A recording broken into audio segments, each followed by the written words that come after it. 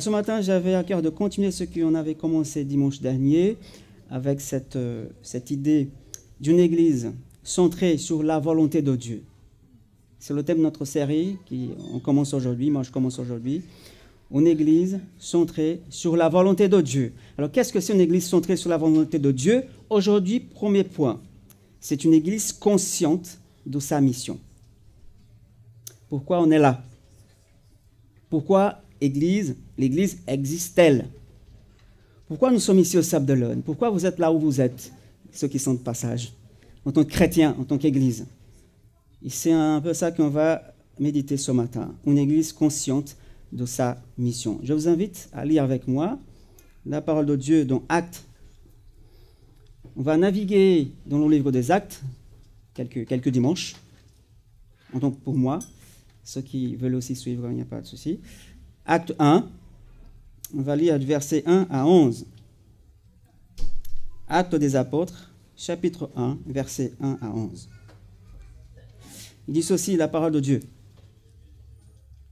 Cher Théophile, dans mon premier livre, c'est-à-dire l'évangile de Luc, parce que c'est bien Luc qui a écrit les Actes des apôtres, j'ai parlé de tout ce que Jésus a commencé de faire et enseigné jusqu'au jour où il a été enlevé au ciel, après avoir donné ses ordres par le Saint-Esprit aux apôtres qu'il avait choisis.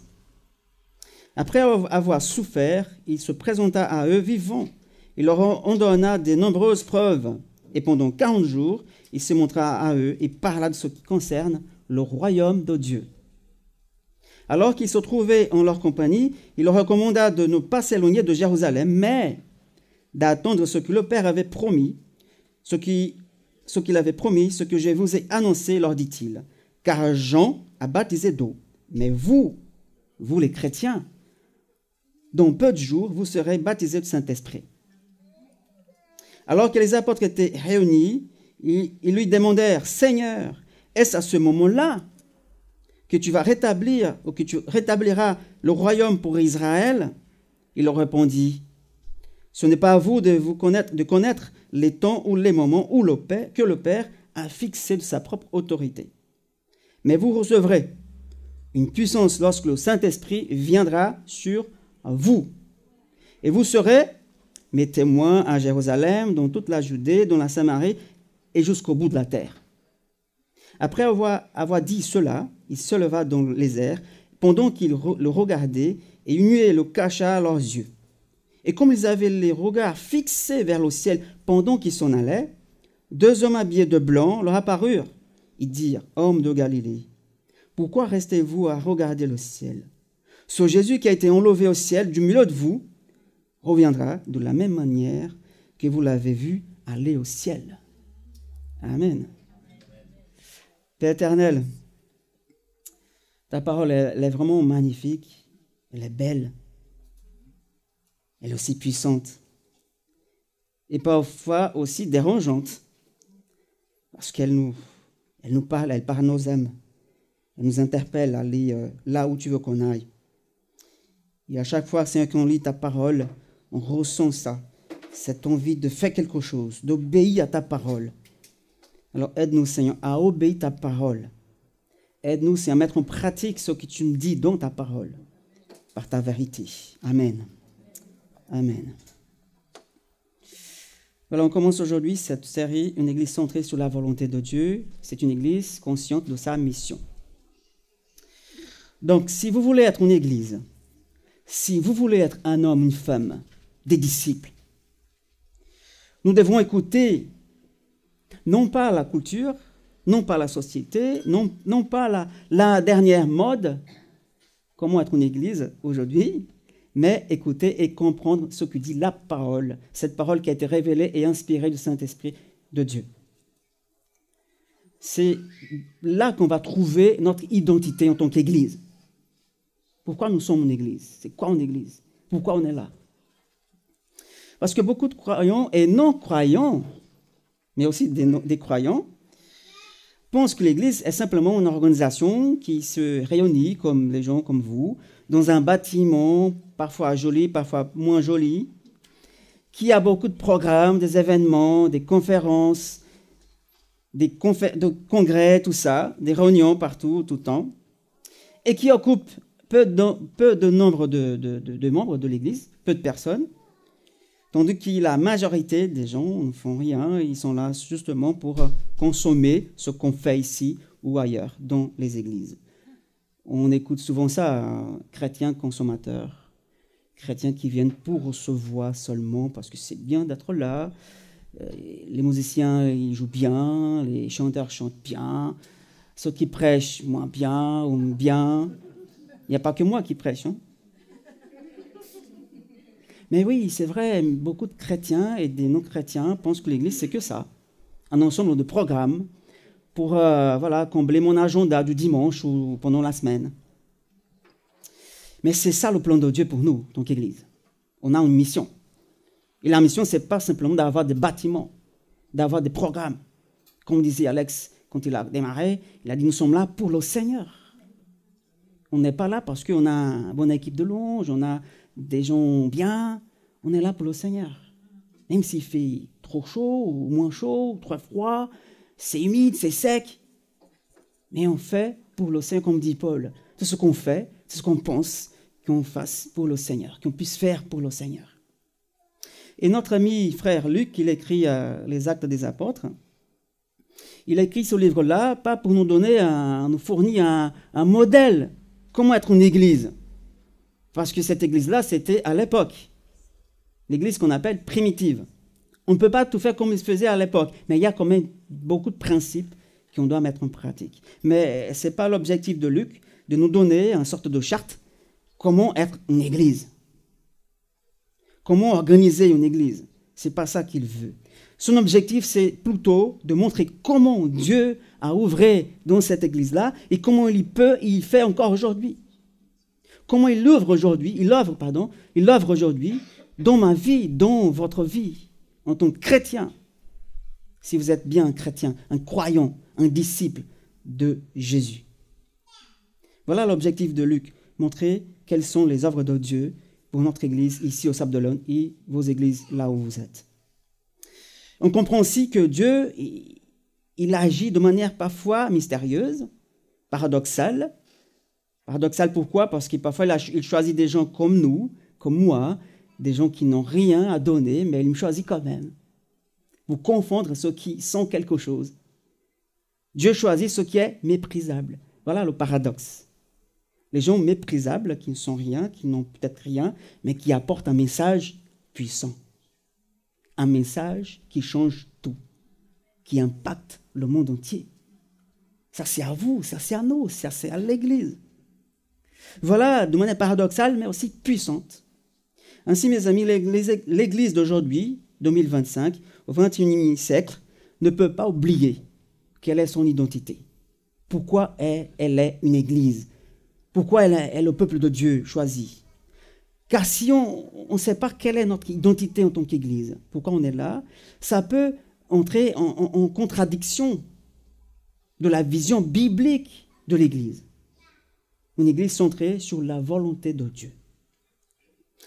Et le livre des Actes, mes amis, c'est cette invitation du Saint-Esprit à nous en tant qu'Église, l'Église de Christ. Ce n'est pas l'Église de Joël, ce n'est pas l'Église du Conseil des Anciens, ce n'est pas l'Église du Pape, c'est l'Église de Christ. Amen. On a un roi. Il s'appelle Jésus. C'est la tête de l'Église. Et le Saint-Esprit nous invite à être une Église centrée sur la volonté de Dieu, afin d'être quoi? Ce que Jésus avait prévu, les amis, depuis le début, que nous soyons, ce que nous soyons et ce que nous fassions, à savoir devenir des disciples qui font des disciples. On n'est pas un disciple pour être un disciple, pour avoir une étiquette de disciple. On est des disciples pour faire des disciples, pour multiplier le royaume de Dieu. Voilà la mission, mes amis. Simplement, c'est clair. Je pourrais même m'arrêter là. Mais oui, c'est ça que Dieu veut. C'est ça l'invitation du Saint-Esprit, que nous soyons des disciples qui font d'autres disciples. Et cette première partie du livre des Actes-là révèle la suite de l'histoire. Quelle histoire? L'histoire de Jésus, de sa vie, de sa mort, de sa résurrection et de son ascension. L'histoire, avant tout, du salut. C'est la mission de Dieu. Et nous faisons partie de cette mission. En fait, nous continuons la mission de Jésus. C'est à vous de continuer la mission de Jésus. C'est à nous de le faire. Ce n'est pas les anges qui vont venir pour faire notre place, même s'ils ont envie de faire. Mais ils disent, oh, on ne peut pas, mais bon, c'est à eux. Parce qu'eux, ils ont goûté, ils ont expérimenté la grâce de Dieu et le pardon de Dieu.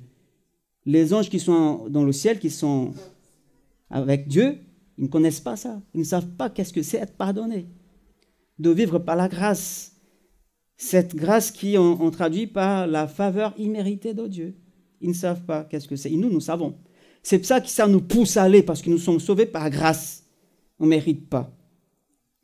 Et à la lumière du texte qu'on vient de lire, on va réfléchir à ce thème en Église, consciente de sa mission dans le monde. Et notre texte, il relate les derniers moments de Jésus avec ses disciples. Et dans ces dialogues, Jésus révèle la véritable mission de l'Église, mais aussi il montre la difficulté des disciples de comprendre quelle est vraiment la mission de l'Église, des disciples, du peuple de Dieu. On voit quand même deux types de dysfonctionnement ici. Versets 6, 9 et 10 nous dit, alors qu'ils étaient réunis, ils lui demandèrent, Seigneur, est-ce à ce moment-là que tu rétabliras le royaume à Israël? Là, Israël, le peuple physique de l'époque. 9, après avoir dit cela, il se leva dans les airs, et voilà, et pendant qu'il se lève, les disciples restent comment? Figés en regardant, quand même, c'est incroyable, hein? On n'imagine pas l'image, mais Jésus qui monte au ciel comme ça, il flotte. Ben, je pense que c'est exactement ça qui est arrivé. Hein. Ce n'est pas qu'il a disparu, parce qu'ils avaient les yeux fixés sur le ciel, en regardant Jésus pendant qu'il s'en aille. Et d'un seul coup, vient quoi? Deux anges, habillés de blanc, c'est des anges. Mais pourquoi vous restez là figés? C'est incroyable quand même cette image, voilà. Pour rester là, pour observer, pour profiter, voilà, la scène.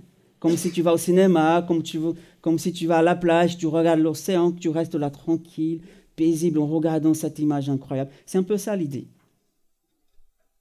Et la question posée par les apôtres là, est-ce que c'est à ce moment-là, c'est-à-dire au moment que le Saint-Esprit va venir, que tu vas rétablir le royaume à Israël, ils pensaient que c'était un royaume là, immédiat et local. Ils n'imaginaient pas l'ampleur de la mission, qui allait arriver même ici jusqu'à la France, au Brésil, en Afrique, en Chine. Ils pensaient à ces petits villages, ces petits pays. C'est même petit, hein, c'est vraiment petit, Israël.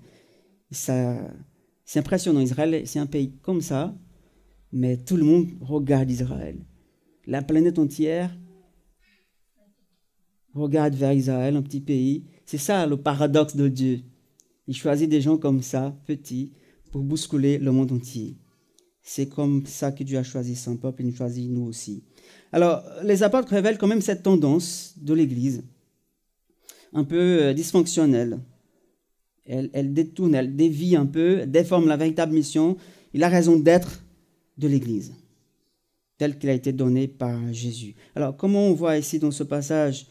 Quel est le problème? Il y a deux attitudes dysfonctionnelles. Les spéculations théologiques et le divertissement spirituel. Spéculation théologique parce qu'ils pensent que c'est à ce moment-là qu'il va rétablir Israël, ici, localement. Ils ne comprennent pas tout. Et le divertissement spirituel parce qu'ils restent figés en regardant cette image incroyable, magnifique. Cette manifestation quand même spirituelle, quoi. On ne voit pas tous les jours que les gens qui s'envolent comme ça, hein, qui montent vers le ciel, sauf à la télé, quand on regarde des films comme ça, avec des effets spéciaux. Mais il y a un danger quand même de spéculer les choses. Et Luc nous informe qu'il avait deux thèmes principaux. Bien sûr, on voit ici dans la lettre, dans l'Acte des Apôtres, Jésus parlait beaucoup du royaume de Dieu, la venue du royaume de Dieu. Il parlait aussi de la venue du Saint-Esprit, de cette puissance qui va aider l'Église. Verset 3, pendant 40 jours, il se montra à eux, il parla de ce qui concerne le royaume de Dieu. Même avec ces peu de temps qu'il avait encore, il parlait que de ça, du royaume de Dieu. Et l'un des thèmes, voilà, de la conversation de Jésus qu'il avait avec ses disciples, c'était le royaume de Dieu et la venue du Saint-Esprit. Et le deuxième thème principal, c'est cette puissance qui a été promise par Dieu, versets 4 et 5, alors qu'ils se trouvaient en leur compagnie, ils disaient, voilà, je vous ai dit pas mal de choses, mais restez ici, à Jérusalem, ne bougez pas. Mais pour faire quoi, Jésus? Attendez. Ne bougez pas et attendez. Attendez quoi? Ce que le Père avait promis, ce que je vous ai annoncé, leur dit-il, parce que Jean a baptisé d'eau, mais moi, je baptise avec le Saint-Esprit. Et vous serez baptisés avec cette puissance-là. Alors, restez ici et attendez. Petite leçon ici déjà. Première chose. Si vous voulez être béni par Dieu, si vous voulez vraiment recevoir ce que Dieu avait promis à votre vie, ou voilà, obéissance et patience. C'est ça qu'ils ont dû vivre. Obéir, restez là, ne bougez pas et attendez. Si vous voulez être bien avec Dieu et voilà, dans votre vie de foi, obéissance et patience. C'est ça qu'il nous faut, tant qu'enfant de Dieu. Parce que parfois on a speed. Non, Seigneur, il faut que ce soit maintenant. Attends. Obéissance, suivre la parole de Dieu, ce qu'il nous dit, et patience. Attendez paisiblement, tranquillement, parce que Dieu, il agit toujours dans son temps. Comme Jésus avait répondu, c'est pas à vous de connaître les temps que Dieu avait déjà prévus, à son autorité. Simplement obéissez et attendez patiemment. Dieu peut agir dans n'importe quelle situation dans notre vie. Ne pas s'éloigner, rester et attendre. C'est ça la consigne que Jésus avait dit. Donc, ces deux thèmes théologiques-là, la venue du royaume de Dieu et la promesse Saint-Esprit, indiquent le quoi et le comment de la mission de l'Église. Qu'est-ce que l'Église est appelée à vivre et à annoncer? Le royaume de Dieu. Et comment l'Église doit le faire? Oui, avec toutes nos compétences. C'est bon, ça y est. On a acquis, on a participé à pas mal de conférences, de congrès, on a fait même une formation théologique. Non, pour le faire, il nous faut la puissance du Saint-Esprit. Sans lui, on ne peut rien faire. Amen. Oui, ça c'est sûr. Et la réaction des disciples révèle qu'ils étaient plus préoccupés par le où, ici, là, en Israël, et quand, est-ce que c'est à ce moment-là, que par le quoi et le comment. Et parfois, on se trouve comme eux. C'est où, Seigneur, et c'est quand, là, déjà? Maintenant, restez, attendez patiemment. Et voyez la main de Dieu agir. Encore verset 6. Alors que les apôtres étaient réunis, ils lui demandèrent, Seigneur, c'est à ce moment-là que tu vas rétablir le royaume pour Israël? On peut imaginer pourquoi ils ont posé cette question, quand même. Il y a plusieurs possibilités. Peut-être qu'ils imaginaient que la venue du Saint-Esprit serait accompagnée de la venue définitive du royaume de Dieu. C'est là qui va être la fin des temps. Le moment où eux, ils seraient assis, parce qu'il a été dit dans Luc 22, 30, les apôtres, les 12, ils seront assis sur les 12 trônes pour juger les 12 tribus d'Israël. Peut-être qu'ils imaginaient déjà ça. La scène, oui, on va être assis sur des trônes. C'est à ce moment-là, Jésus, qui tu vas rétablir le royaume. Il a où on va être des rois ou des princes à tes côtés pour juger les nations. Peut-être qu'ils pensaient à ça. Hein. Ils étaient comme nous, des hommes normaux. Impatients parfois et précipités aussi. Ou peut-être que les apôtres n'avaient pas compris l'ampleur du projet dans lequel ils étaient impliqués. Peut-être c'est ça aussi. Parce que nous sommes des myopes. Hein. Moi, je suis myope. Je ne vois rien sans lunettes. Bon, de loin, de près, je vois bien, mais de loin, je ne vois rien. Peut-être qu'ils étaient myopes, comme nous parfois. On ne voit pas ce qui nous attend plus loin. Mais Dieu le sait. Et pour Luc, ce qui a écrit ce livre, la question posée par les disciples met quand même en évidence une promesse de l'Ancien Testament. Ésaïe 49, verset 6. Ésaïe 49, verset 6 nous dit, Ésaïe, c'est Dieu qui parle Ésaïe, c'est trop peu que tu sois mon serviteur pour relever les tribus de Jacob et pour ramener les restes d'Israël. En fait, dit-il, j'ai été établi pour être la lumière des nations, pour apporter mon salut jusqu'au bout du monde. En fait, dans Luc, il reprend la même chose. Oui, c'est très peu, Joël, que tu sois simplement ici au Sable de l'Homme, au Brésil. Je t'envoie en France, il y a des frères et sœurs là-bas, des enfants, des disciples, qui vont faire pareil. Ils vont aussi jusqu'au bout du monde. Mais on n'est pas obligé d'aller en Chine, en Irak. Mais au bout du monde, c'est peut-être tes voisins, ton voisin, parce que ce n'est pas ton monde. Ce n'est pas notre monde. Un collègue de travail, voilà notre champ de mission. Pas forcément besoin d'aller trop loin. Parfois, ça arrive. Dieu envoie quand même des missionnaires, comme nous avons envoyé. Claudine est partie au Sénégal, Alex maintenant vient en France. Moi, on est venu ici avec ma famille. Il y a certains aussi là qui sont partis ailleurs aussi pour être des disciples, des flambeaux de Dieu. La venue du Saint-Esprit, mes amis, restaure en fait la vocation d'Israël. Il restaure aussi la vocation de l'Église, qui est d'être quoi? La lumière des nations, la lumière des sables de l'Aune, la lumière de Paris, la lumière de là-bas où vous êtes, la lumière de la France, des nations. Voilà notre vocation. Et en fait, je pense que c'est ça que le Saint-Esprit, il veut, que nous puissions rétablir notre vocation, réorienter notre vocation. Parce qu'avec le temps, parfois on se perd sur le chemin. Il y a tant de distractions dans le monde. Et on oublie quelle est notre vocation première. La mission de Dieu est dans notre cœur, parce qu'il nous a été donné avec le Saint-Esprit. Amen. Moi, je le crois. Voilà, mes amis, Dieu nous rappelle qui nous sommes. Et tout comme les disciples, l'Église aujourd'hui, c'est tellement concentré sur les choses physiques, ici-bas, là, maintenant, qu'avec les choses du royaume de Dieu qui va plus loin que ça. Avec cette déformation, on a oublié, on a négligé d'annoncer le royaume de Dieu. Parfois, on ne profite pas des occasions qui se présentent devant nous, parce qu'on est préoccupé plutôt avec des choses là de maintenant et aujourd'hui. Sommes-nous, tout comme eux, les apôtres, plus concentrés sur le moment où le royaume de Dieu viendra que sur la manière dont nous devons être, c'est-à-dire prendre la vocation et répandre l'évangile, le royaume de Dieu? La réponse, Jésus nous donne au verset 7. Ce n'est pas à vous de connaître les temps ou les moments, mais c'est le Père qui a fixé tout par sa propre autorité. Et ensuite, il dit, maintenant, c'est comment vous allez faire ça. Je sais que ce n'est pas évident. Verset 8, le plus connu, vous avez déjà lu plusieurs mille fois. Mais vous recevrez une puissance lorsque le Saint-Esprit viendra sur vous. Et vous serez mes témoins, pas seulement à Jérusalem, mais dans la Judée, la Samarie et jusqu'au bout de la terre. Cela signifie, mes amis, simplement que la puissance du Saint-Esprit, sans la puissance du Saint-Esprit,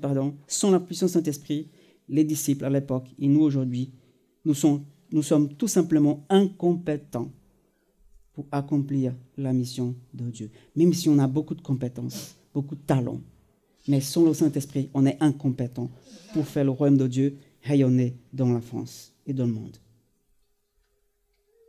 Car la mission est celle de Dieu, ce n'est pas la nôtre, c'est la mission de Dieu. Et Dieu est un Dieu missionnaire. Ce n'est pas notre mission, mais c'est celle de Dieu.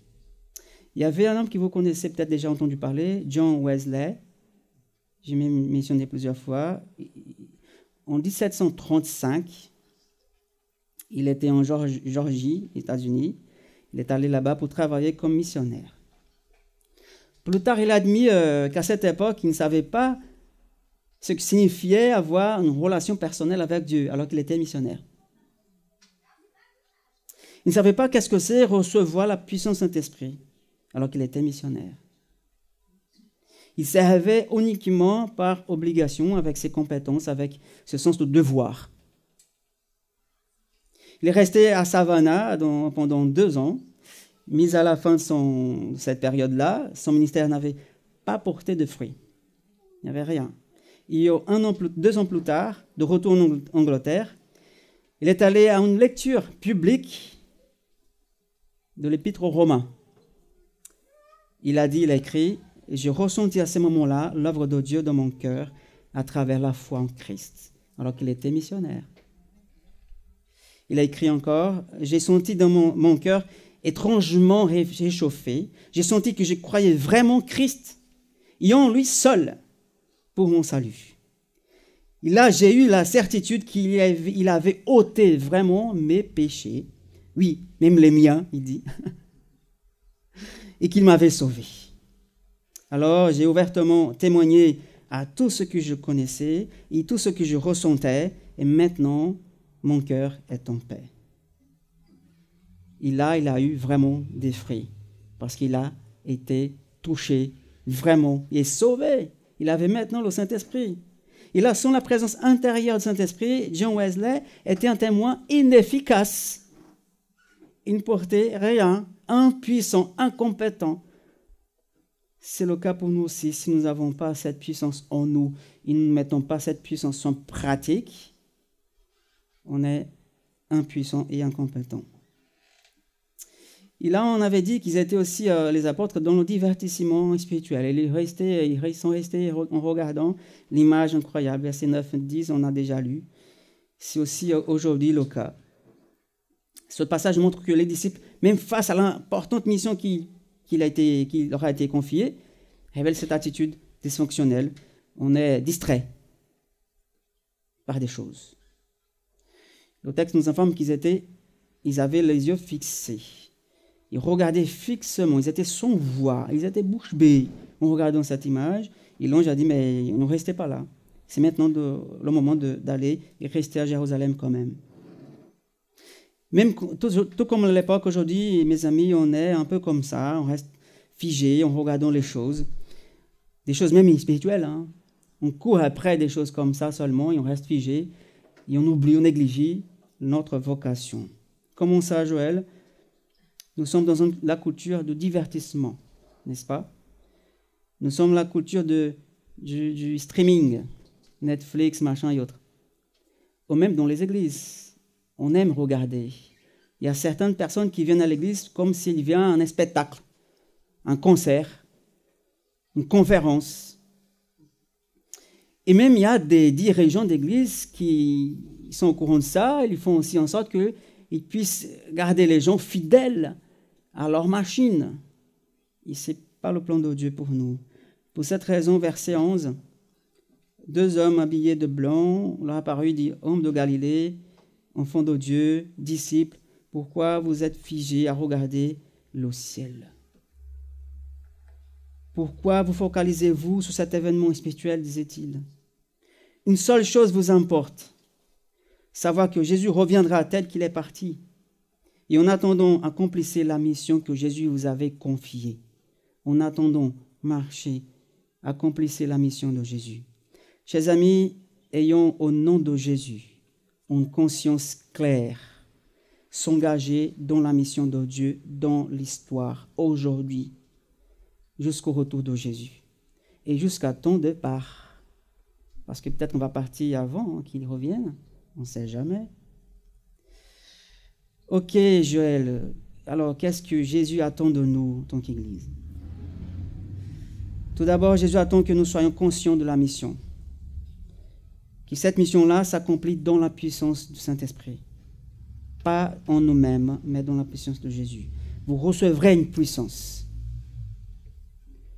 Vous allez recevoir, c'est une promesse, parce qu'elle était promise par Dieu, le Père. Ceux qui croient recevront cette puissance.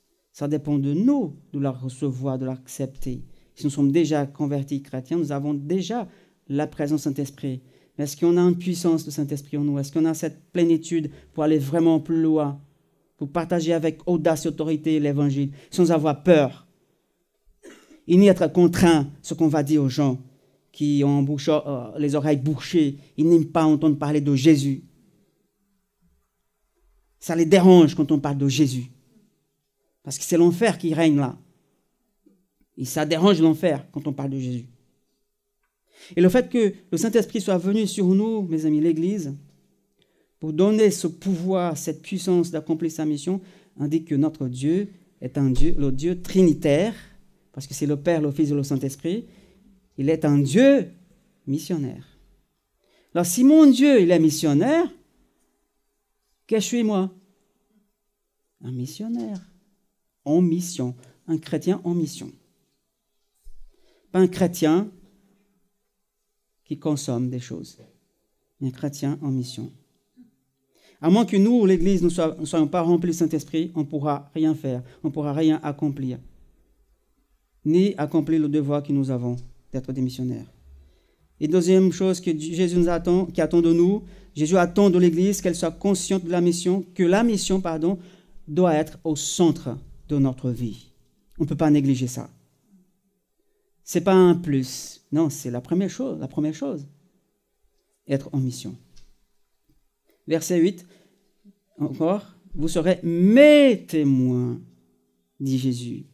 Mes témoins. Témoins de qui? De Jésus. Je suis témoin de Jésus. Et c'est quoi un témoin? Qu'est-ce qu'il raconte, un témoin?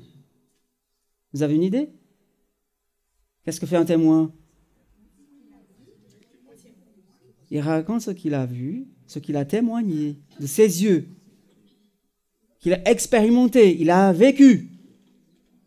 Un témoin ne témoigne pas ce que quelqu'un a vécu. Ça, on raconte une histoire. Mais un témoin, il raconte ce qu'il a lui-même vécu, expérimenté, qu'il a vu. Un témoin. Et le mot témoin, mes amis, en grec ici, en fait, c'est martus. Ça vous fait penser à quel mot? Martyr. C'est la même racine. Un témoin du Christ, en fait, c'est un martyr. Ça signifie qu'il est prêt à se sacrifier pour le message qu'il apporte. Et là, la question vient tout de suite. Est-ce qu'on est prêt à nous sacrifier pour apporter le message de l'Évangile? Est-ce qu'on est prêt à sacrifier notre temps, même nos vacances parfois, nos envies, nos divertissements, nos loisirs? Est-ce qu'on est prêt vraiment à sacrifier? Parce que les témoins de Christ, c'est ça signifie. Quelqu'un qui se sacrifie pour le message de l'Évangile. On a connu un frère de l'église là-bas, au Brésil. Il s'appelait Gerson. Je termine avec ça. Il fait chaud. Gerson, un chrétien, un disciple. Il était jeune. Il avait même pas 30 ans. Il était atteint d'un cancer. Il était quelqu'un de dynamique, des joyeux, tout le temps dans la joie. Il a, bam, un cancer. On pourrait dire, ah oui, c'est fini pour lui, quoi. Il avait le don de l'évangéliste. Il aimait partager l'évangile. Il était un missionnaire sans le savoir. C'était imprégné dans lui. Mais il avait un cancer. Et puis, il s'est battu des années avec ce cancer-là. Et Dieu l'a gardé le plus longtemps possible. Pourquoi? Parce qu'il avait une mission dans les hôpitaux. Tout comme Paul était missionnaire dans des prisons, Gerson était des missionnaires dans les hôpitaux. Alors qu'il était là-bas pour se soigner, pour son traitement, pour la chimio, qui parfois il était battu vraiment par terre. C'était dur pour lui. Mais il n'a jamais perdu le sourire, la joie d'être un disciple. Parce qu'il savait, il était conscient de sa vocation en tant que disciple. Malgré la situation, il était prêt à se sacrifier pour le royaume de Dieu parce qu'il avait compris le message de l'évangile, la grâce de Dieu. Et là, est-ce qu'on a compris vraiment la grâce? On a chanté que la grâce aujourd'hui, c'était exprès par le Saint-Esprit. Est-ce qu'on est conscient de la grâce que Dieu m'a fait, quoi? Et je dois porter ça dans n'importe quelle situation, comme Paul dit à Timothée, prêche la parole dans toutes les situations, n'importe, soit bonne ou pas, mais partage l'évangile. Soit que tu es malade, si tu es au lit, si tu es mourant, ou si tu es dans la joie, si tout va bien, mais partage l'évangile, ne perdez pas la vocation que moi je vous ai donnée. Mes amis, nous avons une vocation. Ne perdons pas de vue cette vocation. C'est à toi. C'est à toi. Ah non, c'est à mon frère. Ah non, c'est à l'église. Ah non, c'est aux missionnaires qui ont été appelés. Ah non, c'est aux pasteurs. Non, c'est à tous les disciples. Si vous êtes un disciple, cette vocation vous appartient. Mes amis, aspirons à être cette flamme, ces flammes de Dieu, ces flammes ardentes, brûlantes, constantes au service de Dieu, illuminant ce monde-là qui est en ténèbres, qui est dans les ténèbres. Jusqu'à quand? Jusqu'au dernier souffle. Jusqu'à mon dernier souffle. Tout comme Jésus. Même à la croix, il disait, t'inquiète pas, aujourd'hui tu seras avec moi. Avec le brigand qui a été sauvé. À la croix, il a partagé, comme Paul dans les prisons, comme tant d'autres, comme Gerson dans les hôpitaux, et comme toi, là où tu es. Partageons ce message qu'on a reçu, parce que nous avons cette vocation. nous sommes vraiment conscients de cette mission, mes amis? Est-ce que cette mission, c'est aussi la tienne? Cette mission que Dieu a pour sauver chaque habitant ici de Sable-d'Olonne. Comme dit la parole, Dieu désire sauver tous les hommes. Es-tu conscient de ta vocation? Le Saint-Esprit est à ta disposition pour accomplir cette vocation. Qu'il te bénisse, qu'il nous bénisse, qu'il bénisse cette église, qu'il bénisse vos églises là-bas où vous êtes, que nous rayonnons davantage ce message magnifique et incroyable qui est le royaume de Dieu. Amen. Prions. Et si vous voulez confesser vos péchés devant Dieu maintenant, oui, pourquoi pas. Si vous voulez vous livrer à Dieu maintenant, en disant, Seigneur, me voici, envoie-moi là où tu veux que j'aille. Donne-moi des occasions, des opportunités de briller, de mettre en pratique ma vocation. Seigneur, donne-moi ça. Prie pour ça, si tu veux. Ma prière que Dieu renouvelle vraiment, mes amis, en nous cette vocation, la vocation missionnaire. Prions. Seigneur, quelle joie de t'appartenir. Quelle joie de participer à ton projet. Ce projet qui a commencé depuis le début, depuis la création, depuis l'éternité. Tu avais déjà prévu cette vocation pour ton Église, pour Israël et pour ton Église aujourd'hui. Tu vois que parfois on néglige ça, cette vocation. Parfois on oublie même pourquoi nous sommes Église, pourquoi je suis un disciple. Alors renouvellons-nous, Seigneur, ce matin.